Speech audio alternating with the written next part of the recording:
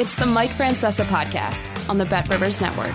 Hello again, everybody, and welcome to the Mike Francesa podcast as we, on this holiday week, continue along in what has become a very, very busy week with a lot of stuff going on as we head towards a football weekend. We have the passing of Franco Harris just days before the 50th anniversary of the famed play that he was so linked to throughout his entire life as a football player in the professional ranks. The Immaculate Reception is one of the remarkable plays in NFL history, as a matter of fact, and especially coming in a playoff game between two bitter rivals, and they were the most bitter of rivals. So many famed players on the field.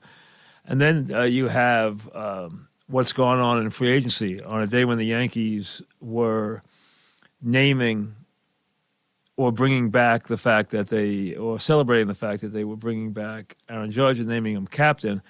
The big news was the stunning reversal of the Giants and Correa making his way to the Mets and finishing off what has been a remarkable offseason for the Mets, and really has stamped their owner now as really the guy who has set baseball on its ear.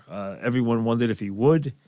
Now he has. There's no question about it. The change in Met ownership has been remarkable. You knew you were bringing in a man of extreme wealth and a man who did not like to lose or did not mind paying for anything he needed to get his hands on. And Cohen has done that, and now the Mets have a very prominent place in baseball and have really stolen the headlines away from the Yankees in New York. There's no question about it. No matter what the Yankees do for a headline, including naming the best player in baseball right now, Aaron Judge, and bringing him back on a long-term contract and naming him captain, which means so much in the Yankee law, it pales in comparison to what the Mets did in the last 24 hours.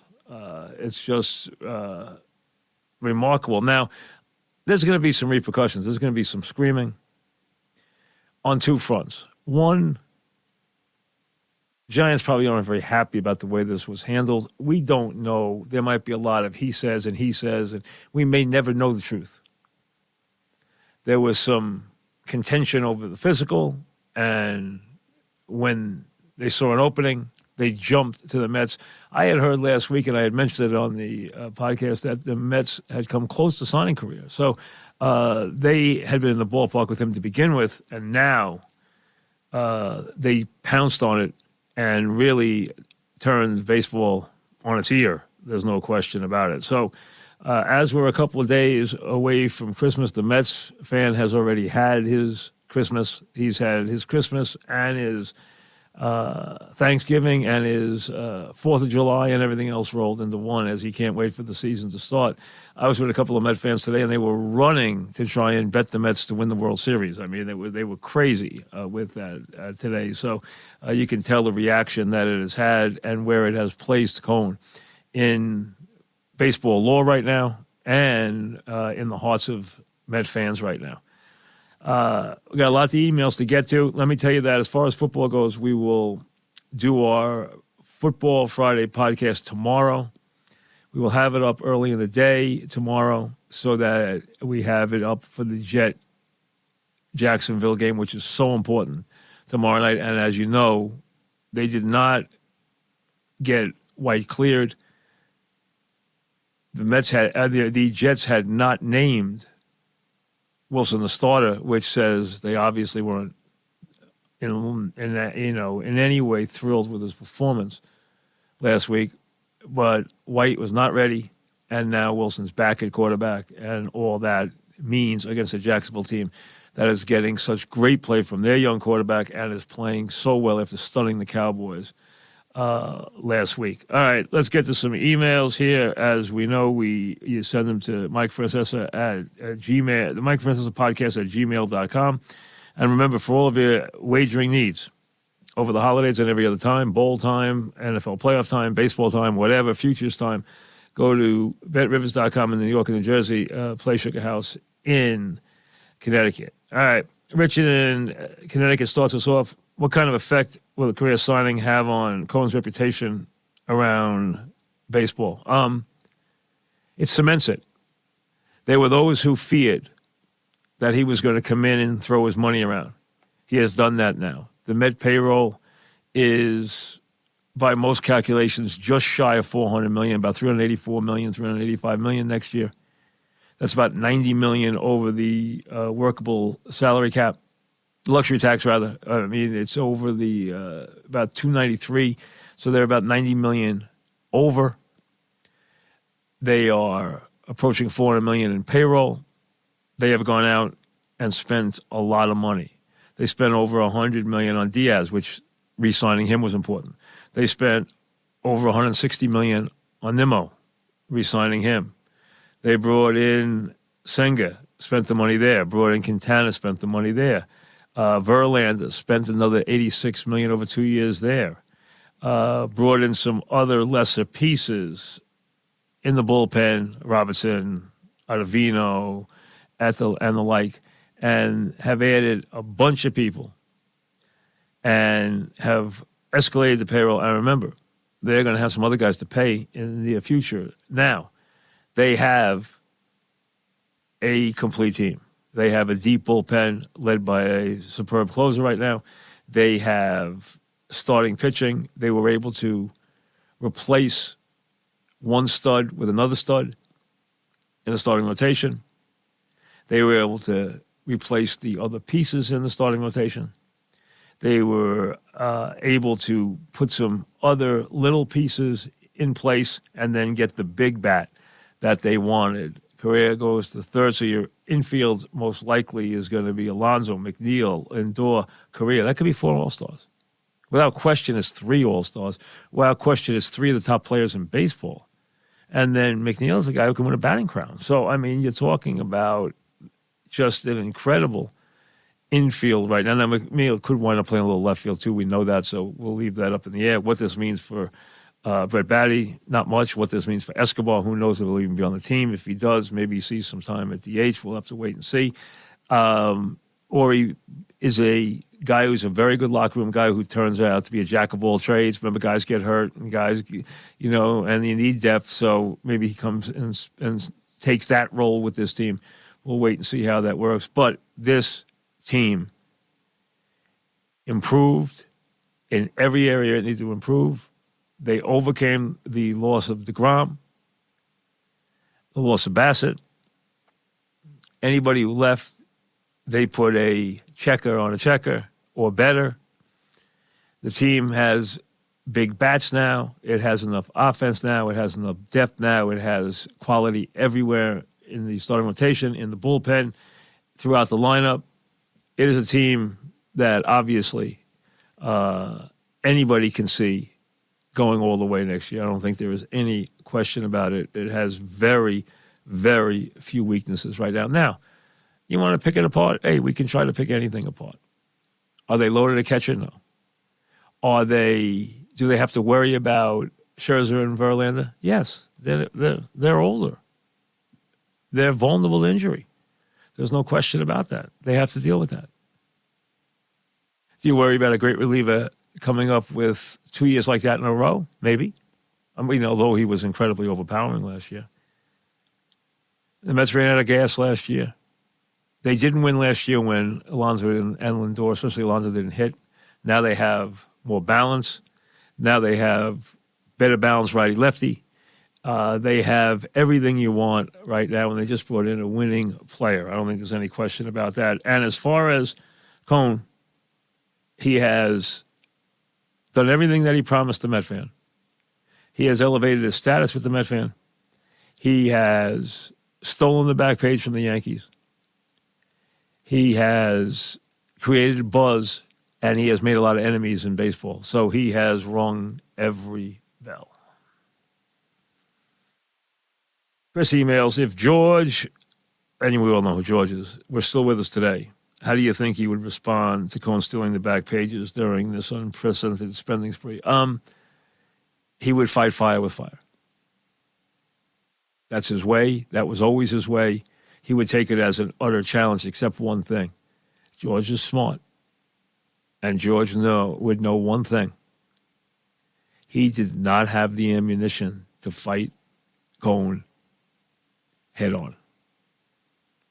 George did not have Cohen's money, not even close. George was never the richest owner in baseball. This man is the richest owner in baseball, probably 3 times over. So George didn't have that kind of ammunition, and he knew it. So he would have been more cunning in his fighting. But what he would have done is he would have used his own Barnum and Bailey ways to steal back the back page. He wouldn't have done it, I don't think, with the checkbook because he couldn't. He would have done it in other ways. Paul in Saratoga wants to know, and it's nice to think about Saratoga right now as you get ready for some inclement weather or some really cold weather or even Christmas time. You think about those days that are not that far away. When you get to the new year, you think about Saratoga and you think about your Saratoga plans for next year. I know I do. And I can't wait to take a couple of new yearlings and take Casa Creed and take High Oak, who is training fabulously, back to Saratoga next year. Looking forward to that in a very big way. All right, as a longtime Met fan, who up to now has been a supporter of Cohen, I can't get behind the signing of one of the central players in the Astros cheating scandal. The Mets let Carlos Beltran go. Now they do this. I think your point is fair. I think your point could even be deemed admirable. I think it is very much in the minority, and I don't think most Met fans care. That you care, you have every right to. You don't want to get behind him, don't get behind him. But the bottom line is the Astros have now been forgiven. Time has healed those wounds. That thing's long gone now. Dusty Baker sorted that. Brendan, I know you're a big Brunson fan. And I see the shift here now. Before I get to the other emails, let me say a couple things about baseball from the Yankee standpoint. On a day when they named Judge as captain, which I understand is symbolic to some Yankee fans, means something to Yankee fans. That I'd rather see the team get better than worry about whether or not they make Judge the captain. I think that's fine, but I don't really care that much about that. To me, the Yankees went out and added a very quality pitcher who does have some issues. His temperament might not be made for the Bronx. He's injury prone. We know that. He is extremely talented. No one can quibble with his abilities. He makes the rotation stronger, and it's a good rotation. I'm not worried about the Yankee rotation. I am worried about other things with the Yankees. I don't like the lineup. I don't like the makeup of this team. And there are distinct areas. The Yankees aren't going to be able to get rid of Hicks. They're not going to be able to get rid of Donaldson. Nobody's going to want them. They have to pay to get rid of them. And the Yankees have holes in left field. They have a hole at third base. They are not completed catcher. They are not completed shortstop, although I think you give the kid a chance. Let Peraza play. He might surprise you offensively, and he's looked like he has a wonderful glove at shortstop.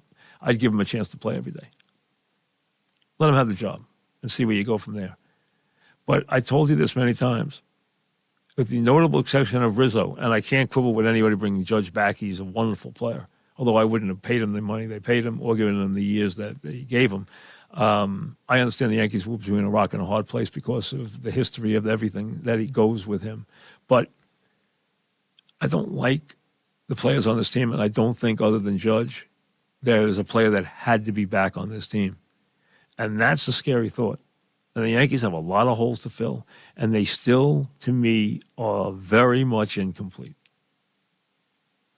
Do they have starting pitching? Yes. Are they great in the bullpen?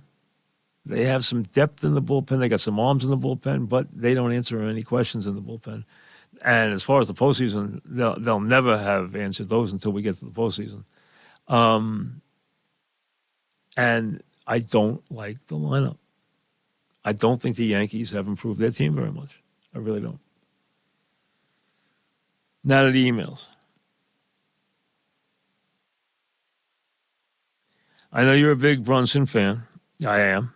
And the Knicks look like they are starting to gel, clearly. What adjustments do you think they've made for the streak? And do you think they have the talent and the right coach to make any noise in the postseason?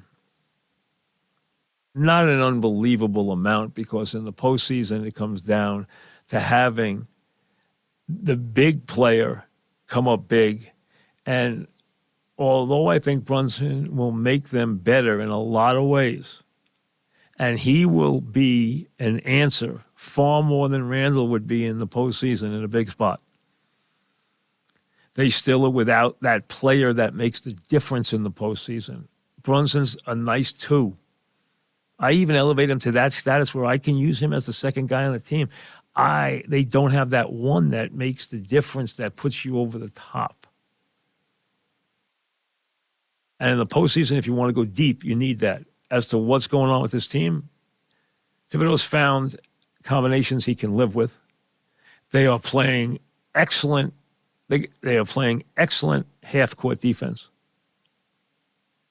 They have a rotation now that he likes, and he has to like the rotation, or it doesn't work. Last year he didn't like anything about it. Now he does.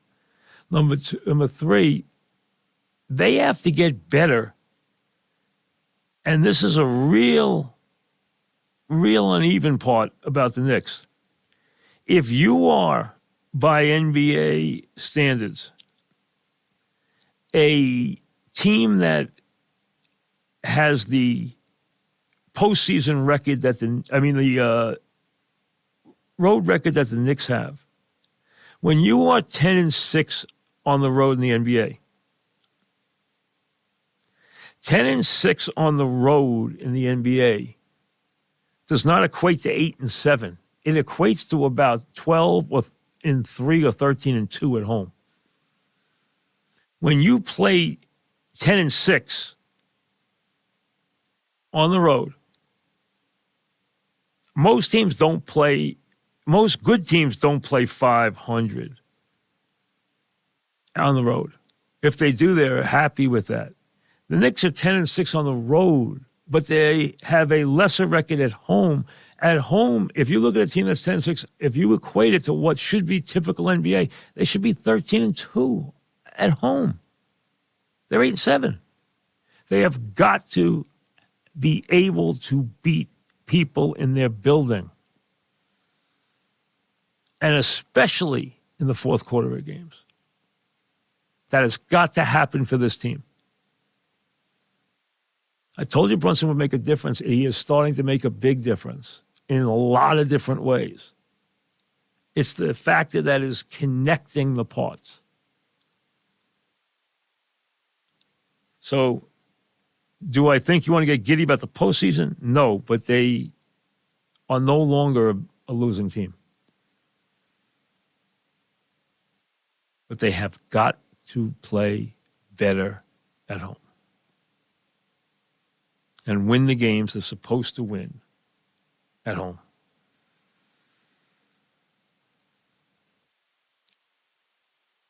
The passing of Franco Harris, which was stunning. I mean, how ironic. Life's crazy. How ironic as football is really building up the 50th anniversary of one of the iconic plays in NFL history. And basically, Phil says, with the passing of Franco Harris, can you touch on the Immaculate Reception? I urge you to watch it. I remember the game. I watched it live. And it's one of those games where, just like Dallas in Minnesota with Drew Pearson and Starbuck, you thought the game was over. It's fourth down, it's 22 seconds left. The game is over. He's throwing the ball to Frenchie Fuqua, and it hit the ground. It's Tatum's helmet hit it. What did it hit? Did it hit anything? Franco takes it off the few tips, off the the tips of the toes, and away you go. With his fingertips, and away you go. You have one of the crazy plays, and in a brutal game, a physical game, a low-scoring game, and I really, you have to go back and understand how much the Steelers and the Raiders hated each other. They despised each other. And this was devastating. It's one of those where you just, you're just counting the seconds off, and then, oh my God, stunning. Now, his passing, and I still don't know exactly at 72, which these days is not old. I don't know. I didn't know he was sick.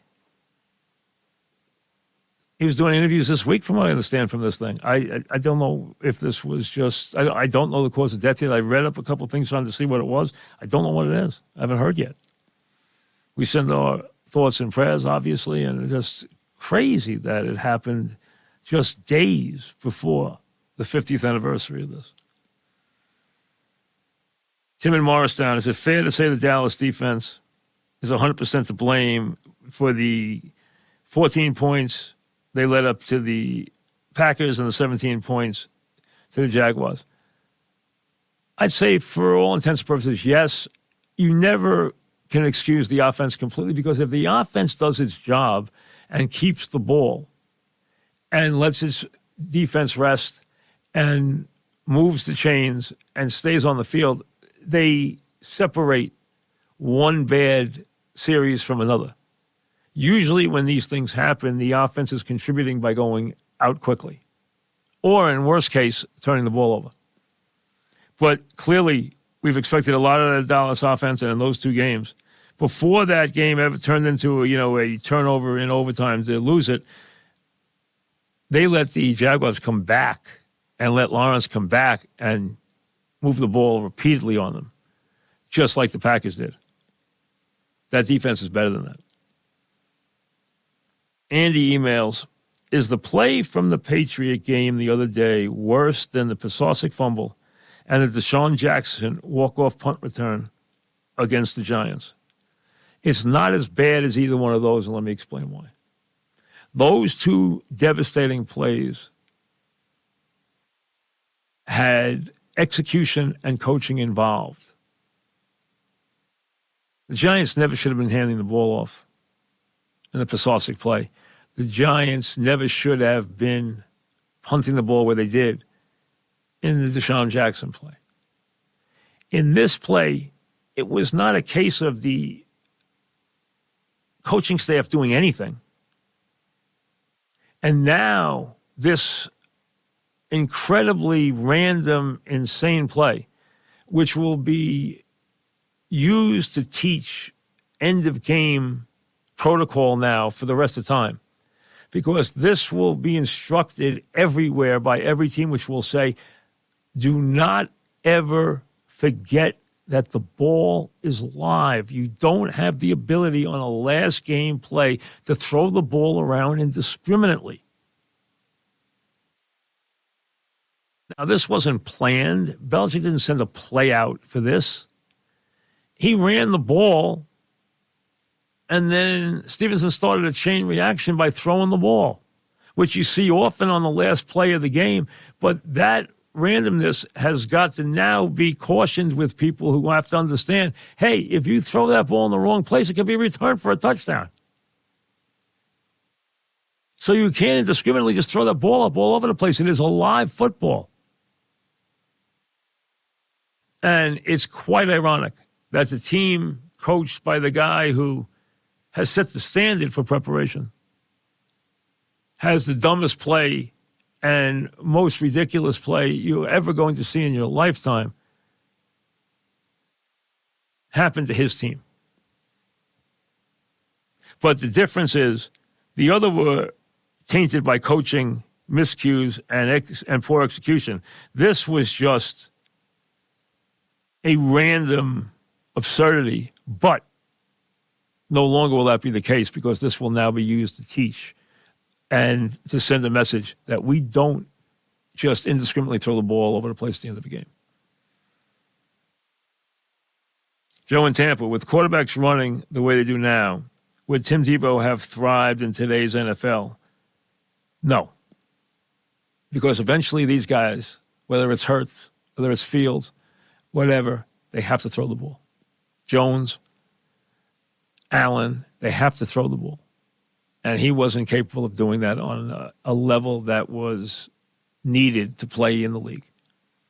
You're right about how much the running is a part now.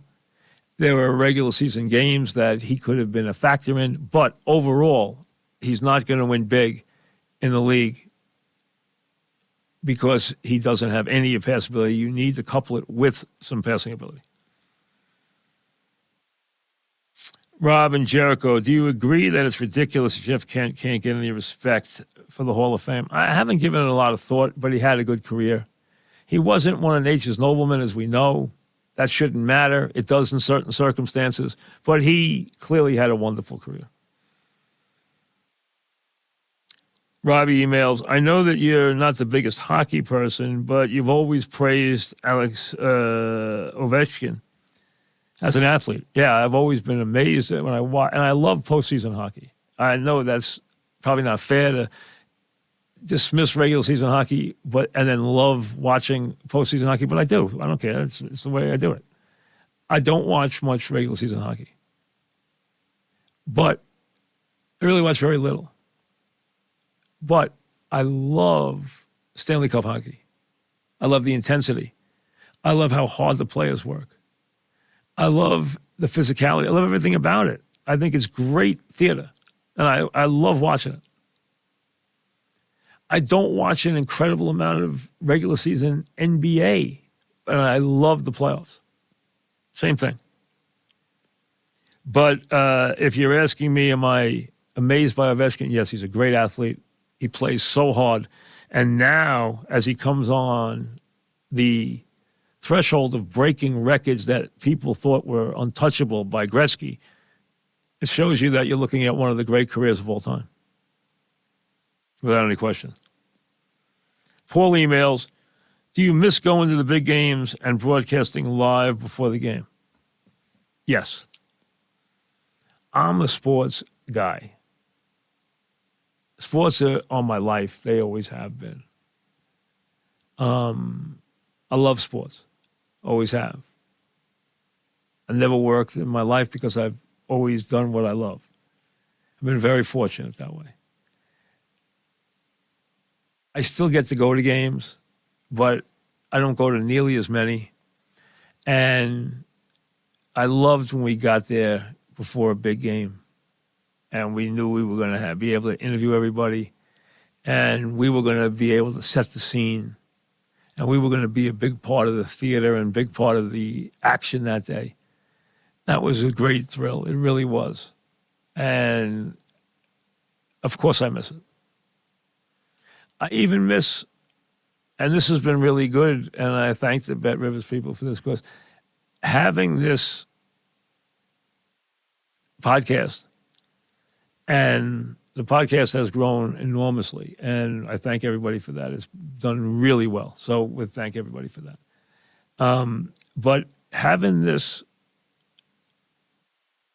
vehicle, and having this platform where I know I can get Mons ready, say, Mons, let's go.